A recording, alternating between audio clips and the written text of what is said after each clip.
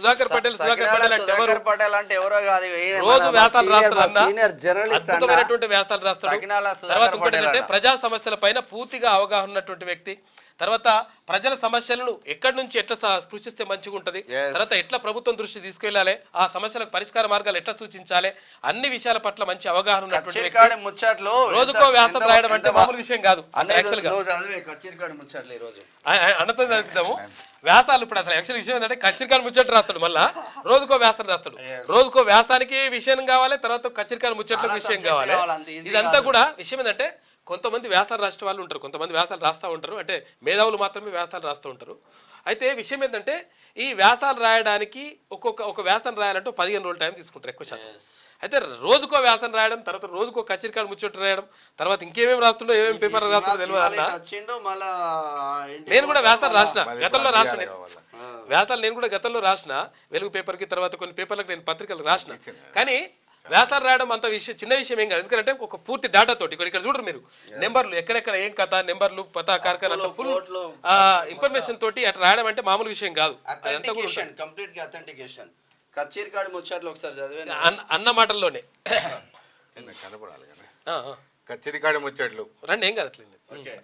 Ramanna cinema వాళ్ళు CM Revanth గట్టిగా అరుచుకుండే నిజమే. సినిమా వాళ్ళు తీసే సినిమాలు ఏమైనా జనం చైతన్యం అయ్యేటివా ఏందే, అందుకే సీఎం అట్లా అరుచుకుండు అన్నగా. పుష్ప సినిమా హీరో పెద్ద తోపు సినిమా తీసినట్టు తోపు హీరోలాగా బిల్డప్ కొట్టుడు, తెలంగాణ జనం దోషితోని దుమ్మెత్తి పోసిరి.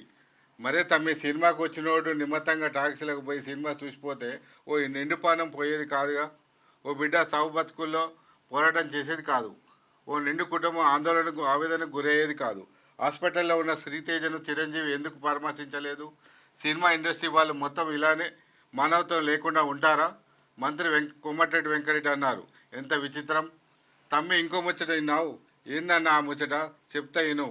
మరోసారి మానవత్వం చాటుకున్న కోమటిరెడ్డి వెంకటరెడ్డి సంధ్యా థియేటర్లో ప్రమాదంలో మరణించిన రేవతి కుటుంబానికి కోమటిరెడ్డి వెంకటరెడ్డి చేయూత. ధైర్యం కోల్పోవద్దని మేమున్నామంటూ భరోసా. ప్రతీక్ రెడ్డి ఫౌండేషన్ ద్వారా 25 లక్షల చెక్కులు రేవంత్ కుటుంబానికి అందించారు. శ్రీతేజ్ ట్రీట్మెంట్కి అయ్యే ఖర్చు ఎంతైనా రాష్ట్ర ప్రభుత్వం భరిస్తుంది. రేవతి కుటుంబానికి కాంగ్రెస్ అండగా ఉంటుంది. మంత్రి కోమటిరెడ్డి వెంకరెడ్డి చెప్పడం పుష్ప హీరో సిగ్గుపడాలి. అన్న ఈయన ఇంకో ముచ్చట వినాలి. అల్లు అర్జున్ ఏమైనా తీస్మార్కానా అనుకుంటున్నాడా? అసలు అల్లు అర్జున్కి తెలంగాణ ఆధార్ కార్డు ఉందా? పోలీస్ అధికారులు నాకు చెప్పలేదు అంటున్నావు.